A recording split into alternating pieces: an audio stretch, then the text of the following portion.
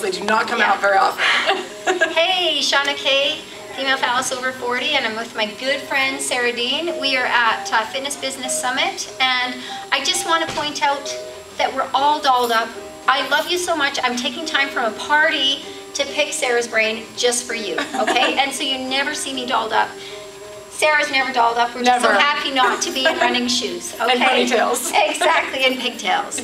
Sara runs fithealthymoms.com, and so she's an expert on postpartum and postpartum exercise, getting back into shape after having a baby. Tell me 3 top tips. So I work with a lot of postpartum moms, and postpartum can be anything from like 4 weeks postpartum to 4 years postpartum.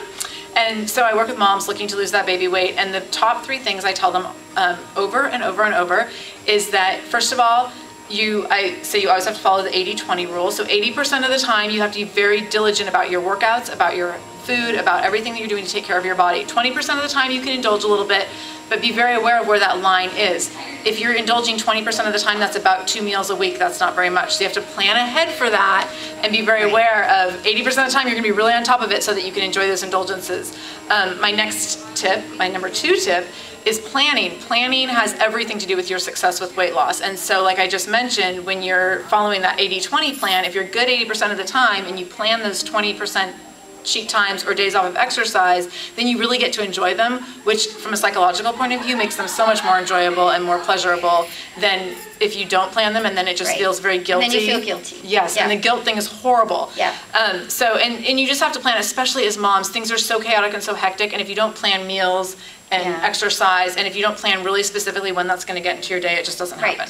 Yeah. So I tell moms, work out as early as you possibly can, and for some moms that's at 4:30 in the morning, and that's the only way they can get it in.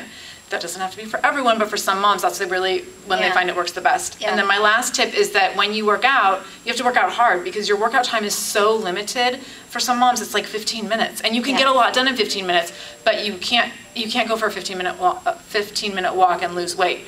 So if you're going to work out for 15 minutes, it has to be like Tabatas or high-intensity interval training. I'm sure a lot of things that Shawna does in her boot camp, it has to be really maximizing that workout time. And so being very, very aware of how you can get the most amount of exercise, using your full body exercises, and using a decent amount of weight to maximize all that effort during the workout time. And it's not to say don't go for a walk. Do that 15 minutes and go for the walk. Right, absolutely, yes. Because then you get that low calorie burn. Right, and that compounded effect of like everything, you're like adding, you know, if you add 0.003% of improvement every day of the year, at the end of the year you have 100% improvement. There we go. So little tiny bits incrementally throughout the year. I think too for moms, the big thing is that just baby steps, and it might not happen every day because, you know, babies are unpredictable. Right? But it's like, we're all a work in progress, whether we're postpartum, I have teenagers, you know, things come up, right? And so just every day's a work in progress. Don't wait until the beginning of the month, New Year's, Monday. Start your next meal, start the next day to get things back on track. Yes, definitely, definitely. And if you plan for like 6 to 7 days of workouts a week as a new mom or as a mom in general, you'll get 5. Yeah, and that's perfect. And that's great. Exactly. And so then, you know, things come up. Don't beat yourself up. Just the next day, just get back on the wagon if things happen.